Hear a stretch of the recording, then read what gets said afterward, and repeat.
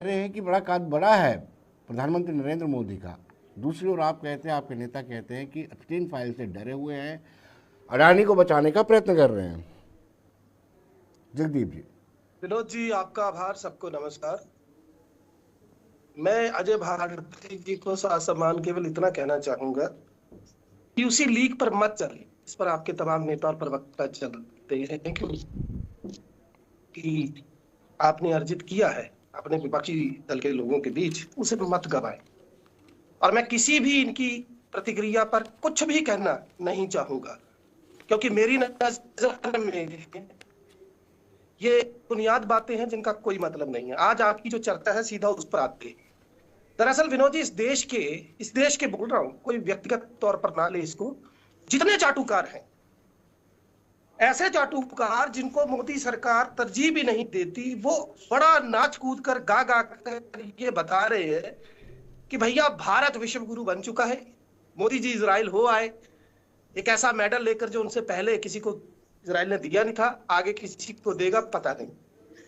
स्थिति यह है कि अमेरिका इस एप्स्टीन वार को हार चुका है, ये सच्चाई है।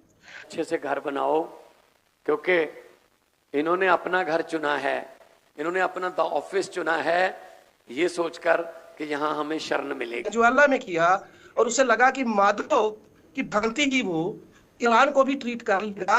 अब उसका खामियाजा न केवल बाकी की दुनिया भुगतेगी, बल्कि आज अमेरिका के अंदर जो परिस्थितियां हैं, इत्तेफाकन मुझे मौका मिला अमेरिकी लोगों के बीच रहने का, उनको जानने समझने का, और मैं बता दूं कि वहां के लोग मुल्क को बहुत प्यार करते हैं। ये ठीक है कि मागा ग्रुप जो है वो डोनाल्ड ट्रंप का किसी वक्त मुरीद हुआ करता था, लेकिन आज स्थिति बहुत बड़े ब्यूरोक्रेट ने, जो CIA के बड़े अधिकारी रहे हैं, इस्तीफा दे दिया। यहां तक कि जो लोग अभी इस्तीफा नहीं दे रहे, उन्होंने भी साफ कर दिया, जिसमें तुलसी गबाड़ का नाम मैं लूंगा, कि ईरान के पास ना तो न्यूक्लियर वेपन है, ना ही ईरान से उनको कोई खतरा था। अब स्थिति क्या है विनोद जी, हकीकतन मैं आपको बताऊं, ईरान को ये युद्ध लड़ना है, क्योंकि ये उसके वजूद की लड़ाई है, उसको लड़ना ही पड़ेगा, चाहे नुकसान कितना हो जाए। बाई जो 3 सैटेलाइट कंसंट्रेशन की तरफ जो है ईरान बढ़ चुका है। अब उसने वो वेस्टर्न GPS छोड़ दिया, यही कारण है कि वो सटीक निशाने ले रहा है।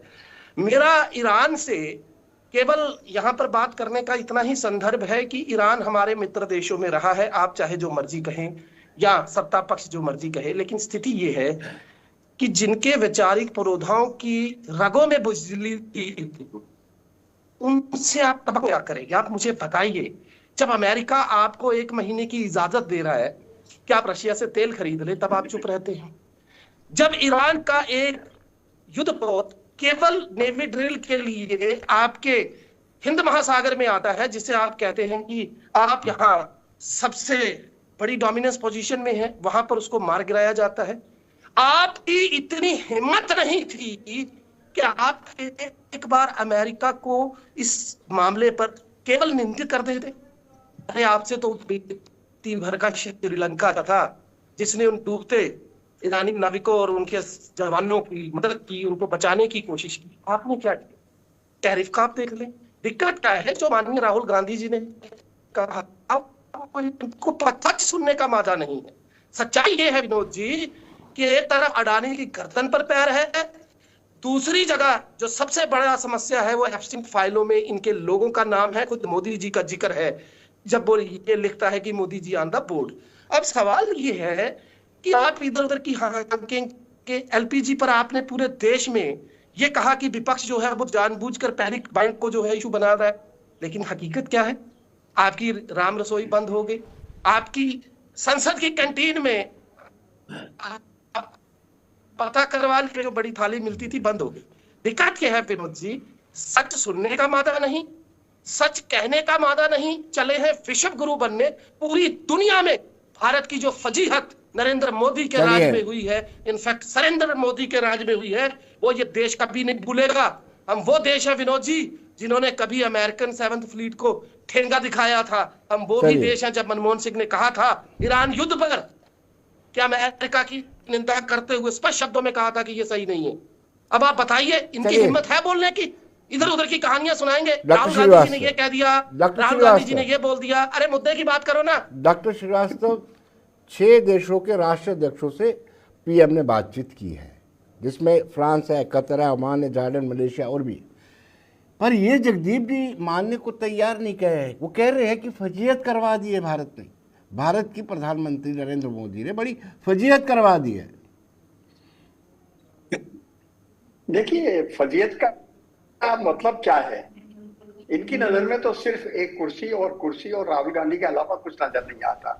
एक मैं स्वतंत्र नागरिक के रूप में बोल रहा हूं कि एप्स्टीन फाइल का जो जिक्र कर रहे हैं, अरे उस फाइल में तो धर्मगुरु दलाई लामा का भी नाम आ गया है। एक अंतरराष्ट्रीय ब्लैक मेलिंग की एक स्टाइल है। कोई आपके नाम पर अगर ईमेल भेजता है, आपने उसका जवाब भी नहीं दिया, फिर आप चिल्लाते फिरते हैं कि अरे आपका नाम उसमें आ गया है, इसका मतलब क्या उसके काले कारनामों में आप शामिल हैं? अरे जरा थोड़ा सा अपने गिरहबान में